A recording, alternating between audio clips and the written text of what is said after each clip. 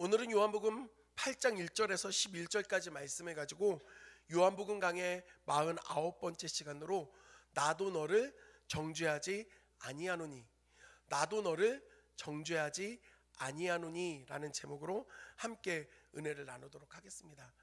인류 역사상 원대한 꿈을 가지고 또 영토를 확장했던 많은 왕들이 있습니다. 그 중에서도 정말 많은 사람들에게 잘 알려져 있는 왕들이 있는데 아마도 알렉산더 대왕을 모르는 사람은 없을 겁니다. 정복전쟁을 통하여서 영토를 확장했고 강한 왕권을 가지고 통치했던 그랬던 알렉산더 대왕. 이 알렉산더 대왕이 한 번은 원정을 가기 위해서 배를 탄 경우가 있다고 합니다. 배를 타고 가는데 당시 배는 우리가 현재 알고 있는 배처럼 엔진이 있어서 그것으로 동력원을 삼아 가는 게 아니라 사람들이 일일이 노를 저어야 했습니다. 그래서 이 사람들이 노를 저어야 하지만 이 배가 앞으로 나아가는 일인데 이 배가 크기도 크고 또 노를 젓는 일이 그렇게 쉽지가 않고 너무나도 고단하고 어려운 일이었기 때문에 아무나 그 일들을 시키지 않았던 겁니다. 당시에는 특별히 노예와 죄를 지은 범죄자들이 이 배에 노를 젓게 만들었다고 합니다. 왕이 여러 함대의 동향을 살피기 위해서 가판 위로 올라왔을 때 그 알렉산더 대왕이라는 것을 듣고 나서 거기에서 노를 젓고 있던 죄인들이 하나둘 알렉산더 대왕에게 외치기 시작합니다. 나는 억울합니다. 나는 누명을 써서 여기에 왔습니다. 제발 내 이야기를 들어주십시오. 저는 여기 올 사람이 아니었습니다. 전 죄가 없습니다. 왕이시여 들어주십시오. 이렇게 저마다 다 알렉산더 대왕에게 억울함을 호소했던 겁니다.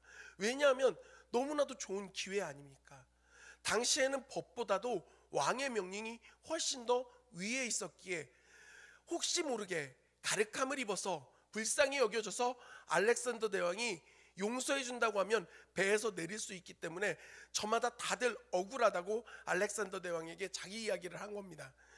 그런데 한켠에서 사람들이 그렇게 억울하다고 외치고 알렉산더 대왕에게 오고 있는 상황 가운데 유독 한 사람만은 묵묵히 고개를 숙이고 노를 젓는 일을 계속하는 겁니다.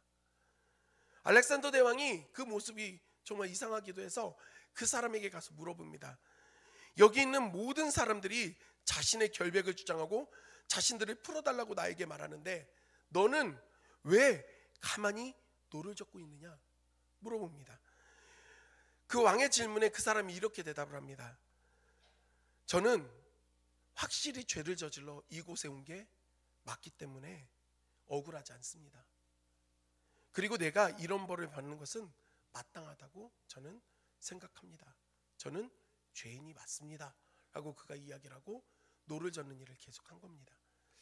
그 모습을 보고 알렉산더 대왕이 옆에 있던 신하를 부릅니다. 그리고 이야기합니다.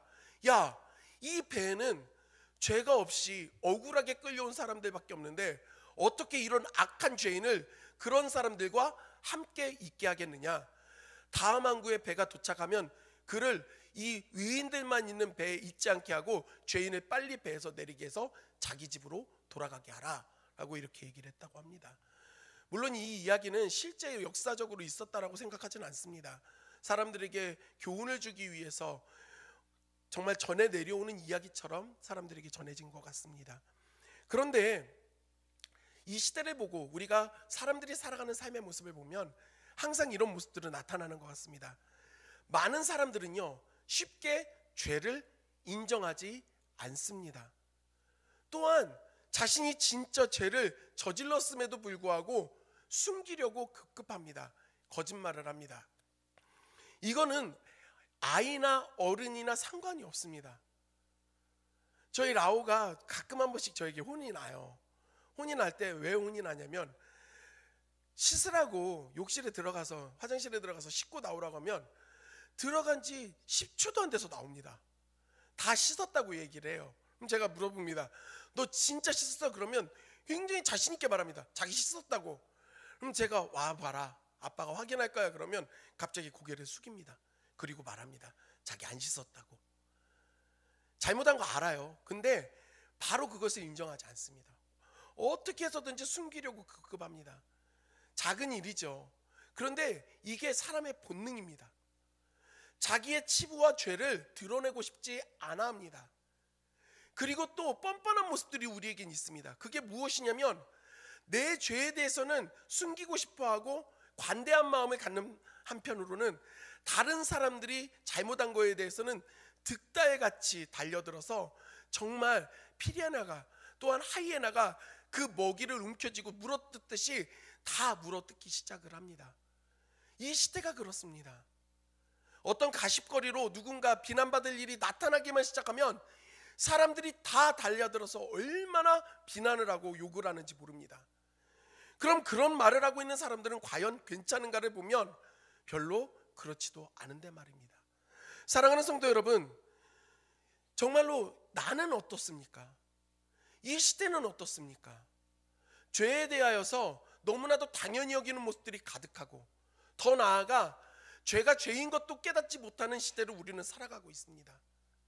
이러한 상황 가운데 오늘 우리가 함께 본 요한복음 8장 1절에서 11절까지 안에서의 예수님께서 주시는 분명한 가르침이 있다라는 것입니다. 특별히 우리가 함께 읽은 요한복음 8장 1절에서 11절까지, 사실 더 나아가 7장 53절부터 8장 11절까지 말씀은 논란이 많습니다. 논쟁이 많은 본문입니다. 왜냐하면은 여러분들이 가지고 있는 성경에서도 7장 53절부터 8장 11절까지 괄호표가 되어져 있으실 겁니다. 그렇죠? 성경에 괄호표가 되어 있습니다. 제가 가진 성경에만 있지 않습니다. 그리고 밑에 뭐라고 쓰여져 있냐면 어떤 사본에 7장 53절부터 8장 11절까지 없음이라고 쓰여져 있습니다. 성경 보시면 다 그렇게 기록되어져 있습니다. 실제로 성경이 기록된 많은 사본들이 있습니다. 서로 기록한 사람들이 다른데 갈고 있었던 것, 구전되어졌던 것들을 적다 보니까 그 안에서 공통된 것들을 가지고 성경 안에다 다 집어넣은 겁니다. 그런데 사람들이 그 권위를 인정하는 사본 안에 꽤 많은 사본에서 이 본문이 빠져 있는 경우가 많았다는 겁니다. 그리고 또 문제는 무엇이냐면 요한복음 전체적인 그 문체나 그 쓴 내용과 이 우리가 함께 본 그 요한복음 7장 53절에서 8장 11절까지의 문체가 다르다는 겁니다. 그러니 사도 요한이 이것을 쓰지 않았다라고 보는 학자들도 많습니다. 그러니까 이걸 가지고 성경에 넣는 것이 맞느냐, 빼는 게 맞다 하는 사람들도 있고요. 이걸 설교하는 게 과연 옳으냐라고 하는 사람들도 있습니다. 하지만 분명한 것은 무엇이냐면 초대 그리스도인들은, 함께 모였던 제자들과 그 그리스도인들은 이 사건에 대해서는 누구도 쟁점을 만들지 않았다는 겁니다. 실제 예수님이 사역하셨던 그때 이 사건은 있었던 것이고 사람들은 대부분 이 사건을 알고 있었다라는 겁니다. 이거에는 다른 이견이 존재하지는 않습니다. 그리고 이것이 여기에 요한복음 8장에 이것이 들어가게 되어졌는데 그 안에 아무런 의미가 없는 것이 아니라 이 말씀 안에서 특별히 예수 그리스도께서 그 자비와 용서에 대한 은혜를 보여주시고 죄에 대하여 단호함의 태도를 보여주시는 그 가르침이 이 안에 녹아져 있기 때문에 이 말씀이 중요하다라는 것입니다. 그리고 또한 현재를 살아가고 있는 저와 여러분에게도 이 본문의 내용이 주는 은혜가 있다라는 것입니다. 오늘 특별히 이 설교를 통하여서 이 말씀을 함께 나누는 시간을 통하여 그 은혜를 경험할 수 있는 저와 여러분들이 되기를 주님의 이름으로 간절히 소원합니다. 예수님께서는 물러나서 따로 나오셨다가 감람산으로 올라가십니다. 예수님이 예루살렘을 가셨을 때 이 감람산을 자주 올라가십니다. 좋아하셨던 것 같습니다. 저와는 좀 반대입니다. 저는 산을 그렇게 좋아하지 않습니다. 산은 밑에서 볼 때가 가장 아름답습니다. 제가 이렇게 말씀을 드리면 다들 표정이 다 그러시더라고요. 그런 제가 월요일 날 그 주일에 설교하셨던 홍종환 목사님과 함께 여기 대청사까지 올라가 보자고 이야기를 해서 같이 걸어 올라가는데 정말 중간에 그만뒀습니다. 제가 도저히 못 가겠다고 힘들다고 했더니 포기하게 됐는데 예수님은 산을 좋아하셨습니다. 감람산에 올라오셨던 예수님이 아침에 이제 회당으로 가셔서 사람들이 찾아왔고 앉으셔서 그들을 가르치시기 시작합니다. 사랑하는 성도 여러분, 예수님이 계시면 많은 사람들이 몰려왔습니다. 예수님을 뛰어난 선지자라고 말했던 사람들도 있고, 또 더러의 사람들은 예수님이 메시아이다라고 말을 하면서 그 예수님의 가르침을 듣고 싶어서 많은 사람들이 찾아왔다는 겁니다. 그리고 예수님은 그 자리에 앉으셔서 그들에게 말씀하여 주셨습니다. 강론하시는 거죠. 그런데 웅성웅성 한쪽이 시끄러워지기 시작합니다. 소란이 일어나는 거예요. 무엇인가 봤더니 서기관들과 바리새인들이 한 여자를 끌고 오는 겁니다. 그렇게 끌고서 그 가운데에 세워놓습니다. 그리고 예수님께 그들은 질문합니다. 이 여자가 현장에서 간음을 하다가 붙잡았습니다. 우리가 붙잡혔습니다. 이 여자를 어떻게 하는 게 맞습니까? 모세의 율법에 의하면 이 여자를 돌로 치라고 말했는데, 이 여자를 돌로 치는 게 맞습니까? 그렇지 않게 하는 게 맞습니까? 라고 예수님께 물어보는 것입니다. 사랑하는 성도 여러분, 서기관들과 바리새인들은 지금 답을 알고 있었습니다. 모세의 율법대로 한다면 이 여자는 돌에 맞아 죽는 것이 마땅한 여자입니다. 그런데 굳이 그 답을 알고 있던 사람들이 예수님께 찾아와서 자신들이 이미 알고 있음에도 불구하고 또 질문하는 겁니다. 어떻게 해야 되냐고. 이들의 마음에는 악함이 가득합니다. 어떤 악함이냐면 예수님을 함정에 빠뜨리고 싶은 겁니다. 예수님이 위기에 빠졌으면 좋겠고 그를 고발하고자 하는 마음을 가지고 찾아온 것이었습니다. 물론 저는 이 말씀을 볼 때마다 의아함이 있습니다. 뭐냐면 손바닥도 마주쳐야 소리가 나듯이 바람은 혼자 피울 수가 없습니다. 간음은 혼자 할 수 있는 것이 아닙니다. 그런데 그 여자만 붙잡히고 남자는 나오지 않습니다. 이상하죠. 항상 그 질문이 저에겐 있습니다. 정말 현장에서 간음을 하다 붙잡힌 여자가 맞을까? 위기에 빠진 게 아닐까? 함정에 빠진 게 아닐까? 여러 가지 생각을 해봅니다. 하지만 말씀은 그 여러 가지 것들에 대해서 자세히 설명하지 않기 때문에 그저 생각해 볼 뿐입니다. 분명한 것은 무엇이냐면, 만약 예수님이 이 여자를 모세의 율법대로 돌로 쳐서 죽이라고 말한다면 문제가 생깁니다. 어떤 문제가 생기냐면, 당시 이스라엘은 로마의 지배를 받고 있었습니다.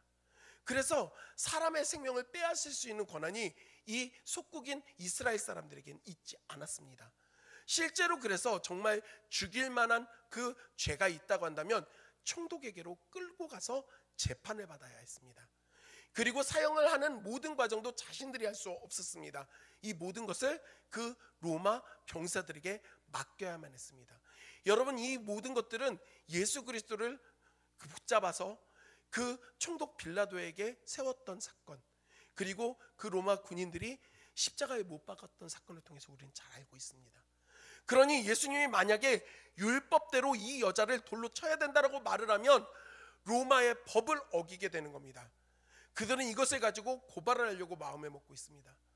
또 이와는 반대로 예수님이 이 여자를 돌로 쳐서는 안 된다, 죽여서는 안 된다라고 이야기를 하면 그가 메시아라고 이야기를 했는데 어떻게 가장 위대한 선지자인 그 모세의 율법을 어길 수 있느냐? 저는 진짜 메시아가 아니다라고 이들은 말하려고 준비하고 있었던 겁니다. 사실 예수님은 굉장히 심각한 위기에 빠져 계셨습니다. 어떤 대답을 해도 이들은 좋게 받아들일 생각이 1%도 없었기 때문에 그렇습니다. 무조건 어떤 대답을 하던 간에 예수님을 고발할 것이고 예수님을 정죄할 것이고 예수님을 공격하고 결국 예수님을 죽이고자 하는 마음이 이들에게는 가득했다라는 겁니다. 사랑하는 성도 여러분, 예수님은 우리의 생각보다 지금 훨씬 심각한 위기 앞에 계셨던 겁니다. 그런데 이러한 상황 가운데 갑자기 예수님이 자리에 앉으셔서 바닥에 무언가를 쓰기 시작하십니다. 저는 사실 성경을 읽을 때 제 머릿속에 묘사하는 걸 되게 좋아합니다. 그림을 그려봅니다. 그런데 그러다 보니까 제가 이 말씀을 접할 때마다 제 마음 한켠에는 항상 조금 그런 부정적인 마음도 있습니다. 왜냐하면 제가 초등학교 다니던 시절에 학교 운동장에서 한쪽 구석에 쪼그리고 앉아가지고 나뭇가지를 가지고 바닥에 뭐 쓰던 애들은 적극적인 아이들은 아니었거든요. 예수님이 이 모습을 볼 때마다, 이 말씀을 볼 때마다 자꾸 그 모습이 떠오르는 겁니다. 물론 예수님이 거기에 앉아가지고 쪼그리고 앉아서 구석에서 물 쓰고 계신 건 아닙니다. 한 중심에서 바닥에 무언가를 쓰고 계셨습니다.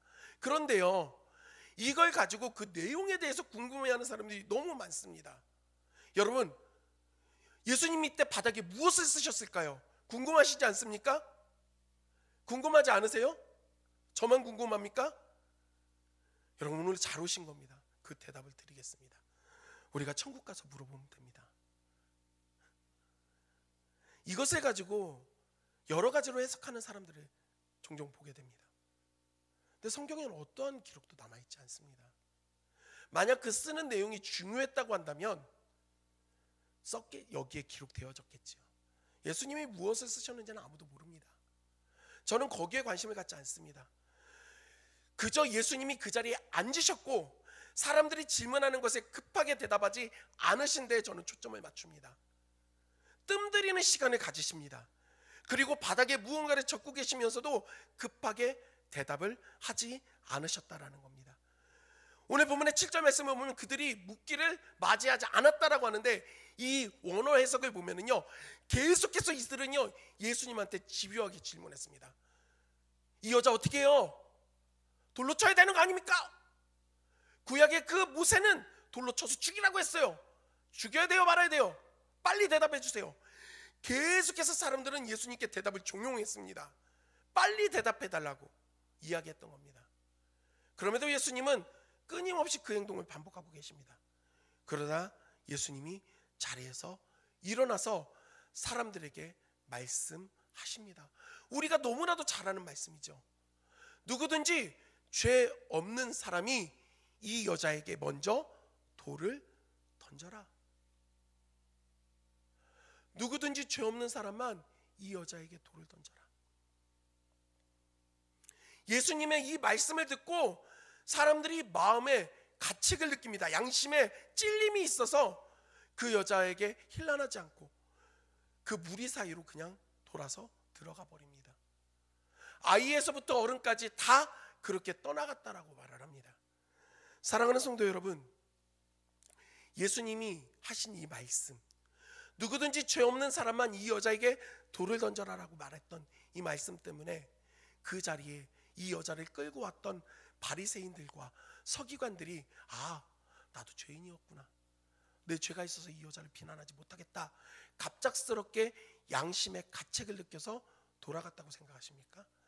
물론 이 말씀을 해석할 때 그렇게 해석하는 분들도 있고 우리가 볼 때도 그렇게 생각할 때가 있습니다. 그런데 이 본문의 상황을 보면 그렇지 않다라는 쪽에 저는 더 마음이 갑니다.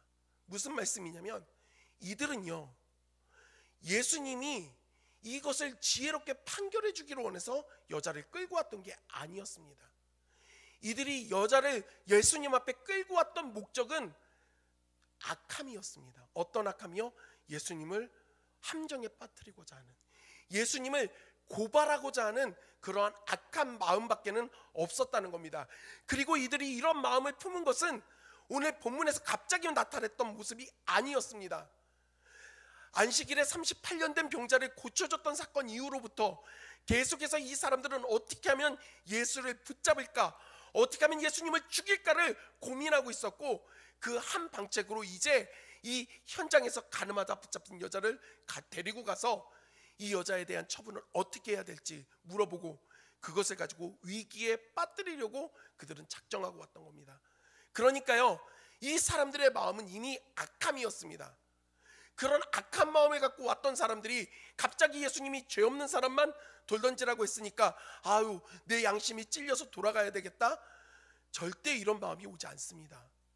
만약에 그 정도의 양심의 그런 깨끗함이 있고 찔림이 있는 사람들이라고 했다면 애초에 이런 일을 하지도 않았을 것이기 때문에 그렇습니다.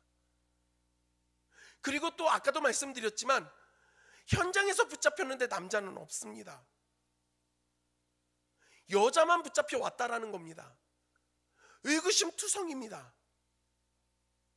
그럼 예수님이 먼저 이 여자에게 돌을 던져라, 죄 없는 사람만 이 여자에게 돌을 던져라 라고 하는 이 말씀이 어떤 뜻이고 왜 예수님의 이 말씀 때문에 사람들이 마음이 무거워져서 돌아설 수밖에 없는가? 우리는 좀 살펴볼 필요가 있습니다. 그들이 그토록 모세 오경이라고 외치고 하나님의 그 가르침과 율법이라고 주장하고 있는 신명기 말씀 안에, 신명기 19장 15절에서 19절 말씀을 보면 제가 천천히 읽어드릴게요. 잘 들어보십시오.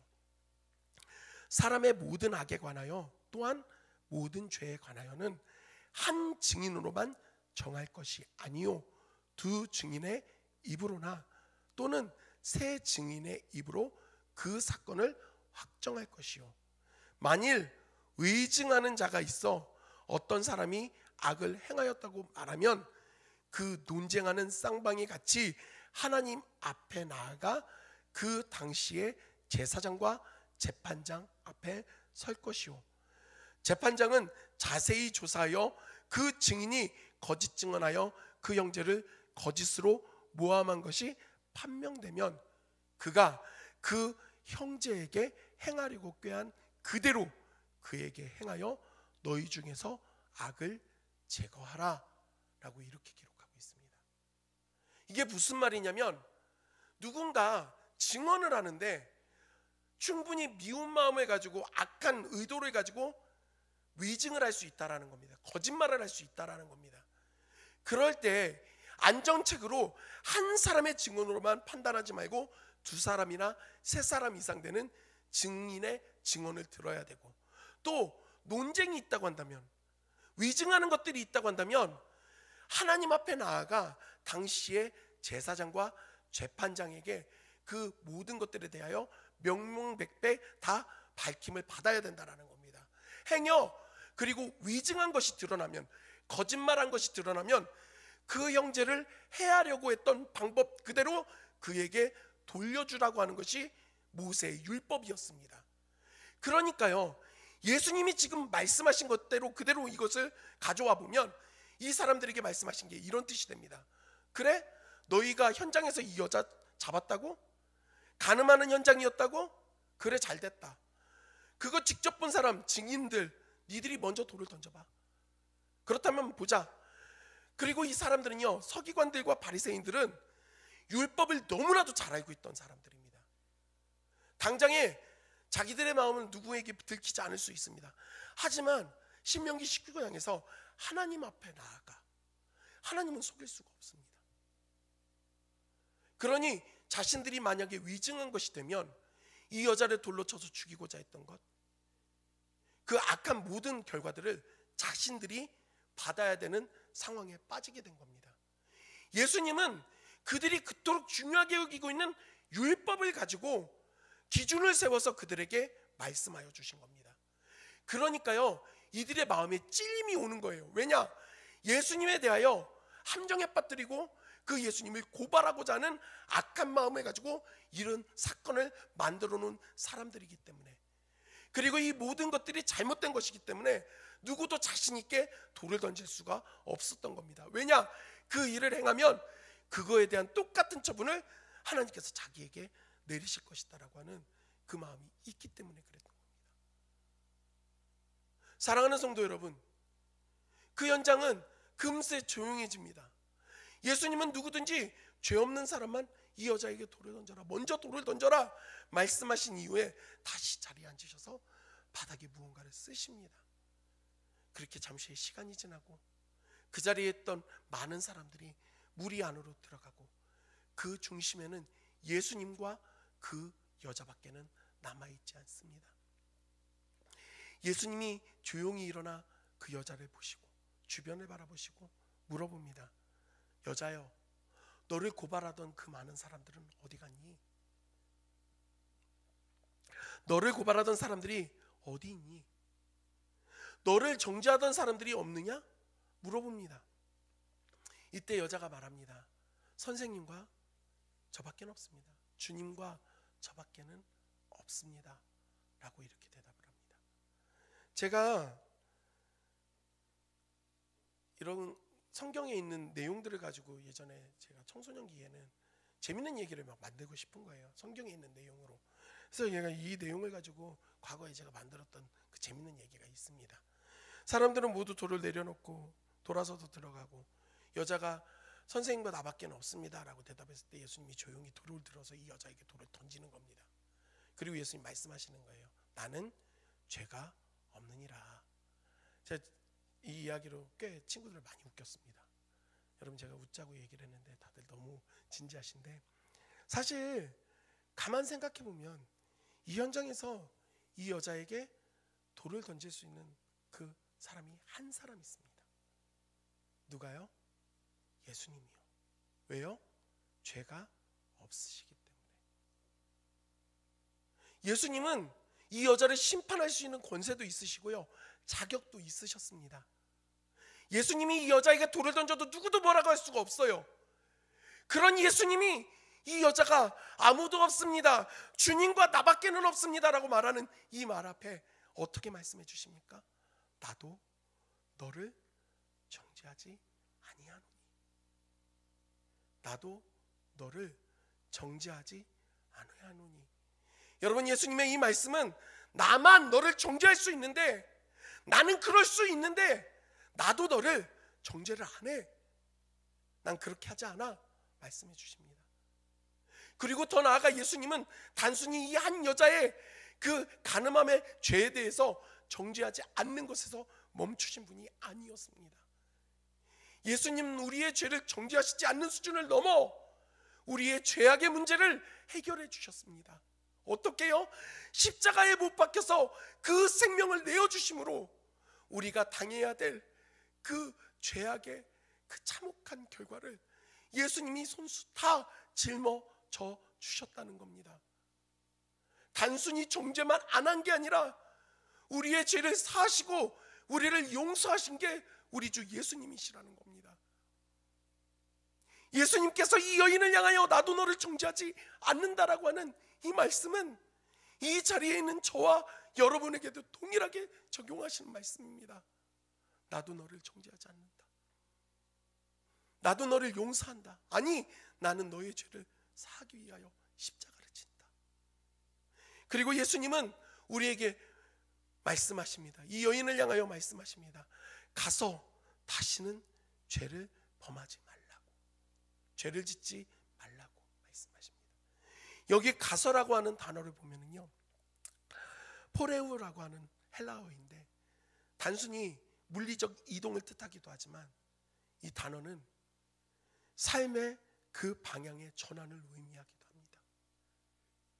그러니까 예수님이 이 여자에게 가서 죄짓지 말라고 하는 이 말씀은 이제 너의 삶의 방향을 바꾸라고, 전환하라고 말씀하시는 겁니다.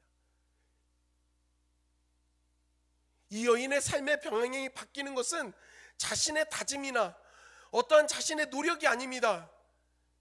예수님께서 너를 정죄하지 않는다라고 하는 그 말씀 앞에서, 그 은혜 앞에서 그의 삶이 전환되는 것입니다. 사랑하는 성도 여러분, 이 말씀이 그렇기에 이 시대를 살아가고 있는 저와 여러분에게도 너무나도 중요한 말씀이라는 사실입니다. 저는 이제 말씀을 좀 정리하려고 합니다. 교도소에 가면요,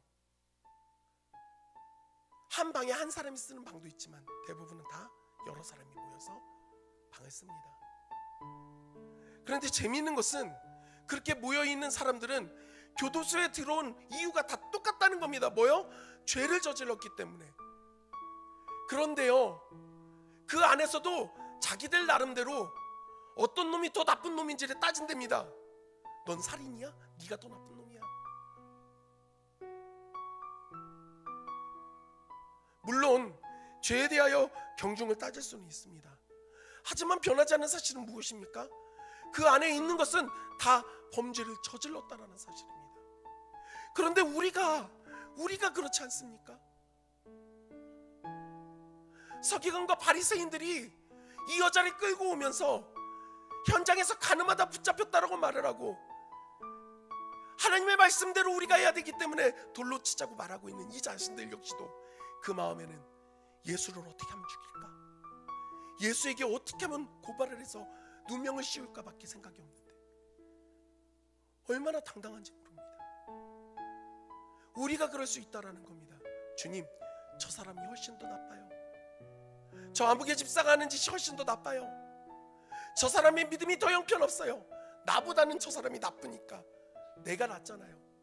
사랑하는 성도 여러분, 하나님 앞에서는 모두가 다 똑같은 죄인입니다.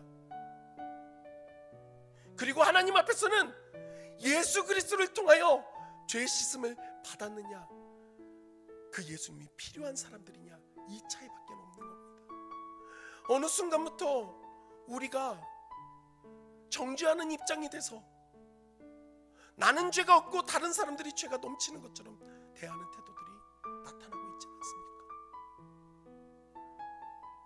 우리가 예수님을 통하여서 나도 너를 정죄하지 않는다, 내가 너를 위하여 십자가에서 내 생명을 내어준다, 너를 용서하기 원한다라고 하는 은혜를 입었음에도 불구하고 가서 죄를 짓지 않는 삶, 변화된 삶을 살아야 함에도 여전히 이기적이어서 여전히 죄악 가운데 머물러 내 마음대로 살아가고 있는 그 모습들이 우리에게 있지 않습니까?